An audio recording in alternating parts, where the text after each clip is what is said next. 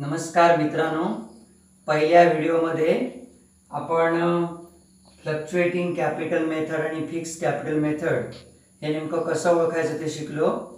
आता पार्टनर संबंधीच्या ज्या ॲडजस्टमेंट आहेत त्या दोन्ही मेथडमध्ये कशा पद्धतीने सोडवल्या जातात त्याचा विचार आपण या व्हिडिओमध्ये करणार आहोत. तर फ्लक्च्युएटिंग कॅपिटल मेथडमध्ये आपण करंट अकाउंट ओपन नाही करायचे, त्याच्याऐवजी आपण कॅपिटलचे जे बॅलन्स आहेत पार्टनरचे ते बॅलन्स शीटच्या लायबिलिटी साईडला नोंदवताना प्रत्येक पार्टनरचं सेपरेट कॅपिटल इनरला लिहायचे आधी. हे झालं ट्रायल बॅलन्सवरचं दिलेलं कॅपिटल. जी प्रॉब्लेम सोडवण्याकरता ट्रायल बॅलन्स दिलेली असते त्या ट्रायल बॅलन्समध्ये क्रेडिट साईडला 2 किंवा 3 पार्टनर असतील त्यापैकी प्रत्येकाचं कॅपिटल इकडे लिहायचं आहे सिंगल मध्ये, म्हणजे एकाचं कॅपिटल असं लिहायचं इथे. आता दुसरा पॉइंट आहे ॲडिशनल कॅपिटल. ॲडिशनल कॅपिटल याचा अर्थ पार्टनरनी आणखी जादा आणलेलं भांडवल जे तुम्हाला ॲडजस्टमेंटला दिलेलं असेल तरच. जर एखाद्या पार्टनरने आणखी धंद्यामध्ये जादा भांडवल आणलं याविषयी जर ॲडजस्टमेंटमध्ये उल्लेख असेल तर ते तिथे ॲड करायचं आहे या कॅपिटलमध्ये. कुठे बघा, बॅलन्स शीटच्या लायबिलिटी साईडला कॅपिटलमध्ये ॲड केलं आहे ॲडिशनल कॅपिटल. पुढचा पॉइंट आहे interest on capital. Interest on capital याचा अर्थ पार्टनरनी धंद्यामध्ये गुंतवलेले जे भांडवल असतं त्याच्यावर धंद्याच्या नफ्यातून त्या पार्टनरला आपल्याला व्याज द्यावं लागतं आणि म्हणून ते पार्टनरच्या नावावर आपल्याला ट्रान्सफर करावं लागतं.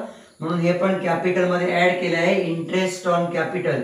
आणि खाली मुद्दाम लिहून दिलं आहे पूर्ण वर्षाचे व्याज काढावे. कॅपिटलवर व्याज जे आहे ते पूर्ण वर्षाचं काढायचं दिलेल्या टक्केवारीने. म्हणजे ॲडजस्टमेंटला provide 5%, provide 10% interest on capital अशा स्वरूपाची जर ॲडजस्टमेंट असेल तर दिलेल्या टक्केवारीने पूर्ण वर्षाचं व्याज त्याच्यावर काढलं जातं.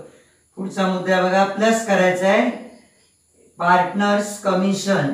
पार्टनरनी समजा धंद्याकरता कोणतं विशिष्ट काम केलं, स्पेशल काम केलं, विक्रीचं काम केलं तर विक्रीवरचं कमिशन, असं पार्टनरनी काही केलेल्या कामाच्या बदल्यात त्याला द्यायचं कमिशन असते ते पण त्याच्यामध्ये ॲड करायचं आहे कॅपिटलमध्ये. याची पण टक्केवारी दिलेली असते किंवा विशिष्ट अमाऊंट काढून सुद्धा दिलेली असते ॲडजस्टमेंटला. दुसरं आहे पार्टनर्स रेंट. ज्या जागेमध्ये पार्टनरशिपचा धंदा चालतो ती जागा एखाद्या पार्टनरनी संस्थेकरता वापरायला दिली असेल तर त्याचं भाडं पण त्याला आपल्याला द्यावं लागतं, म्हणून ते पण ॲड करणार आहोत पार्टनर्स रेंट. ही पण ॲडजस्टमेंट असेल तरच करायचं आहे. Partners salary.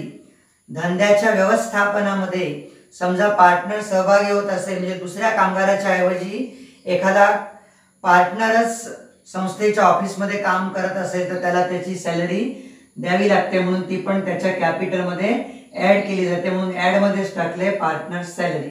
पुढे म्हटले नेट प्रॉफिट. आता इफ एनी म्हणजे असेल तर, म्हणजे प्रॉफिट अँड लॉस अकाउंटला जे आपण बॅलन्स काढतो त्याच्यामध्ये प्रॉफिट अँड लॉस अकाउंटची क्रेडिट साईडची बेरीज जास्त आली आणि डेबिटला फरक आला तर तो आपण पार्टनर्समध्ये त्याची विभागणी करतो आणि त्या पार्टनरच्या नावाचा प्रॉफिट त्या पार्टनरच्या कॅपिटलमध्ये आपल्याला ॲड करावा लागेल, म्हणून नेट प्रॉफिट. हे सगळे झालेले आहेत. ते ॲड कोणकोणते घटक करायचे ते झाले. आता लेसचे बघा, लेस ड्रॉइंग कंसात मी दिले मुद्दाम टोटल. टोटल याचा अर्थ ट्रायल बॅलन्सवर ड्रॉइंग दिलेला असेल आणि ॲडजस्टमेंटला आणखी जर एखाद्या पार्टनरचं समजा ड्रॉइंग दिलं असेल तर दोन्ही ड्रॉइंग एकत्र करायचे त्या पार्टनरचे आणि त्या दोन्ही ड्रॉइंगची एकूण बेरीज त्याच्या कॅपिटलमधून मायनस केली जाते, म्हणून कॅपिटलमधून ड्रॉइंग मायनस. ट्रायल बॅलन्सवरचं ड्रॉइंग हे डेबिटला असेल आणि ॲडजस्टमेंटमधलं ड्रॉइंग हे ट्रायल बॅलन्सच्या खाली दिलं असेल. जर ट्रायल बॅलन्सच्या खाली ॲडजस्टमेंटला ड्रॉइंग नसेल तर फक्त मग ट्रायल बॅलन्सवरच वजा करायचं आहे. पुढे बघा इंटरेस्ट ऑन ड्रॉइंग. ड्रॉइंगवर पण व्याज काढण्यासंबंधी सांगितलं असेल ॲडजस्टमेंटला तर ड्रॉइंगवर व्याज काढावं लागतं आणि ड्रॉइंगवर व्याज काढताना पण इकडे जी अमाऊंट आपण ड्रॉइंगची मायनस केली आहे त्या मायनस केलेल्या अमाऊंटवरच ड्रॉइंगवर व्याज काढायचं आहे. आणि इथे मात्र लक्षात ठेवण्यासारखा मुद्दा आहे, सरासरी 6 महिन्याचे व्याज काढावे. म्हणजे दिलेली टक्केवारी जी असेल त्या टक्केवारीने आधी पूर्ण वर्षाचं काढायचं आणि जेवढं पूर्ण वर्षाचं येईल त्याच्या बरोबर अर्ध घेऊन इथून मायनस करायचंय. ड्रॉइंगच्या अमाऊंटवर व्याज काढून ते कॅपिटल मधून मायनस करायचंय. पुढे म्हटले less net loss if any. If एनीचा अर्थ जर असेल तर, म्हणजे एकाच वेळेला दोन्ही काही होणार नाही, प्रॉफिट किंवा लॉस. जर आपला लॉस कधी होतो, प्रॉफिट अँड लॉस अकाउंटची डेबिट साईडची बेरीज जास्त आली, क्रेडिट साईडला फरक आला, तर आलेल्या फरकाला आपण नेट लॉस म्हणतो. आणि आलेला लॉस आपण जेवढे पार्टनर असतील त्यांच्यामध्ये विभागणी करून दाखवायचा आणि त्या पार्टनरचा लॉस त्या पार्टनरच्या कॅपिटल मधून मायनस करायचं. हे सर्व ॲडजस्ट करून जी काही बॅलन्स शीटच्या लायबिलिटी साईडला आउटर कॉलमला येणारी अमाऊंट आहे त्याला म्हणायचं आहे adjusted capital at the end of the year. ही तुमची आउटर कॉलमला अमाऊंट जाईल. हे कुठल्या मेथडमध्ये बघितलं आपण, फ्लक्च्युएटिंग कॅपिटल मेथडमध्ये.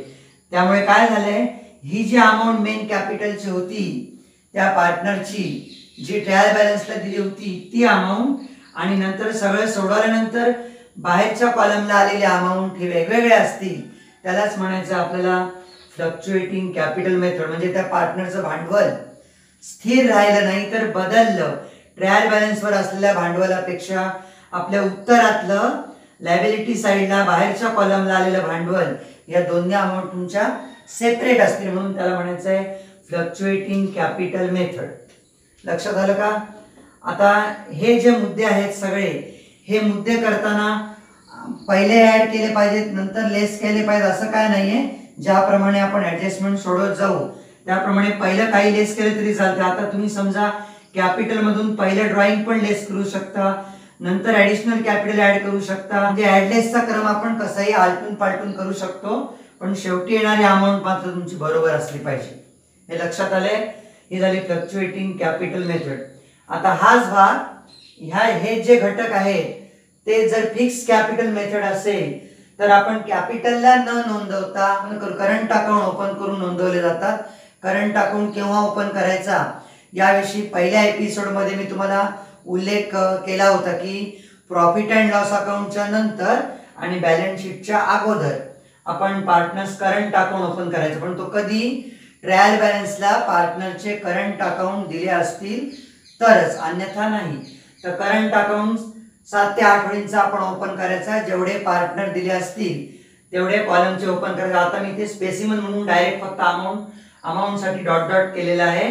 जर तुमचे 3 पार्टनर असतील तर डेबिटला 3 कॉलम, क्रेडिटला 3 कॉलम अमाऊंट साठी.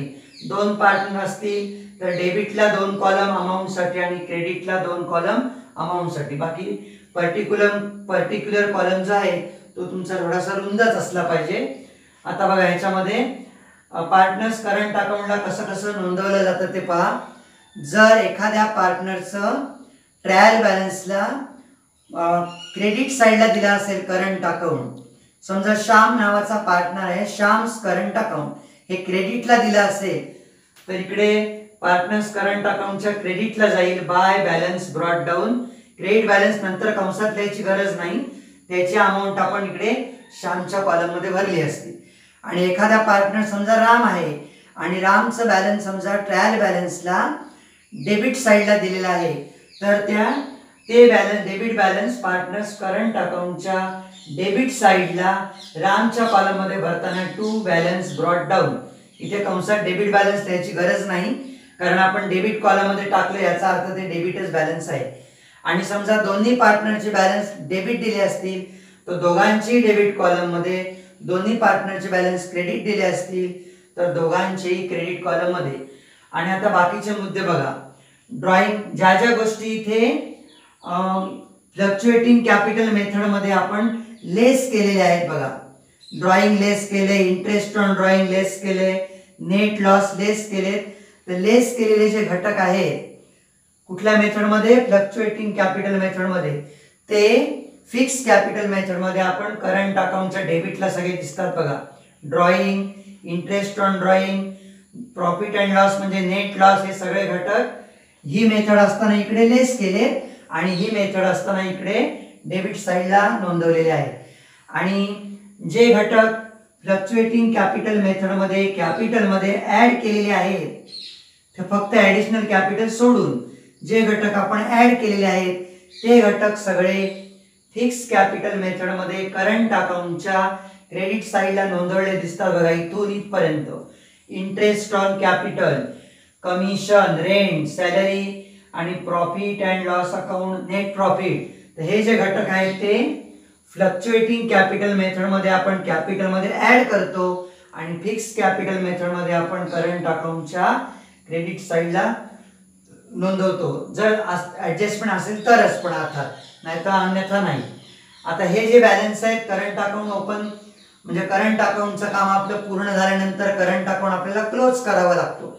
जर समजा एखाद्या पार्टनरची डेबिट साईडच्या कॉलमची बेरीज जास्त आली तर त्याच्या क्रेडिटला फरक येईल, म्हणून त्याला लिहायचं आहे बाय बॅलन्स कॅरीड डाऊन आणि तो इथे फरक भरला जाईल. आणि हे डेबिट बॅलन्स आहे, जरी क्रेडिटला लिहिलं असलं तरी ते बॅलन्स डेबिट आहे, कारण डेबिट साईडची टोटल जास्त आहे. आणि इकडे आलेली जी अमाऊंट आहे ती त्या पार्टनरच्या नावाने ॲसेट साईडला ट्रान्सफर करून नोंदवून ठेवायची आपण. जर समजा एखाद्या पार्टनरची क्रेडिट साईडची बेरीज जास्त आली आणि डेबिट साईडला फरक आला तर ते बॅलन्स झालं credit balance to balance carry down, त्याची अमाऊंट इकडे भरली जाईल. आणि ही जी अमाऊंट येईल ती आपण बॅलन्स शीटच्या लायबिलिटी साईडला ट्रान्सफर करावी, कारण हे बॅलन्स क्रेडिट आहे. क्लोजिंग क्रेडिट बॅलन्स लायबिलिटी साईडला आणि क्लोजिंग डेबिट बॅलन्स ॲसेटला. आता इथे बघा काय झालंय, ही मेथड वापरल्यामुळे काय झालं, पार्टनरच्या कॅपिटलच्या अमाऊंटवर काहीच फरक नाही पडलाय. आपण करंट अकाउंटवर सगळ्या पार्टनर संबंधी ऍडजस्टमेंट सोडवल्यात, त्याच्यामुळे कॅपिटलच्या अमाऊंट फिक्स असतील. मग करंट अकाउंट दिल्यावर कॅपिटलच्या अमाऊंट आपण डायरेक्ट लायबिलिटी साईडला जागा न सोडता एका खालोखाल एक दोघांच्या अमाऊंट लिहायच्या आणि त्यांची बेरीज आउटर कॉलमला टाकायची कुठली कॅपिटलच्या अमाऊंटची. तेव्हा कॅपिटल खाली जागा वगैरे सोडून अशा प्रकारचं नाही सोडवलं जात. फिक्स कॅपिटल मेथडमध्ये करंट अकाउंट ओपन करून पार्टनर संबंधीचे ऍडजस्टमेंट जे आहे ते सोडवल्या जातात. दुसरी एक महत्त्वाची गोष्ट सांगायची आहे, जर समजा ॲडिशनल कॅपिटल दिला असेल म्हणजे एखाद्या पार्टनरनी जादा भांडवल गुंतवल्याचा उल्लेख असेल तर ते मात्र कॅपिटल असल्यामुळे त्या पार्टनरच्या कॅपिटल अमाऊंट कॅपिटलच्या रकमेमध्येच ऍड करायचं आहे. त्याचा उल्लेख करंट अकाउंटला घेऊन आपल्याला चालणार नाही, कारण ते पार्टनरचं कॅपिटल आहे. लक्षात आलेत का मुद्दे एवढे? तर पुढच्या एपिसोडमध्ये एक आपण फ्लक्च्युएटिंग कॅपिटल मेथडवर आधारित प्रॉब्लेमचं सोल्युशन घेऊ. यातले पॉईंट जे आहेत फळ्यावर लिहिलेले दिसते का बघा नीट व्यवस्थित. तर हे जे पॉईंट आहेत तुम्ही वहीत आपल्या उतरून घेऊ शकता आणि पुढच्या एपिसोडला आपण फ्लक्च्युएटिंग कॅपिटल मेथडचा एक प्रॉब्लेम आपण समजून घेऊ.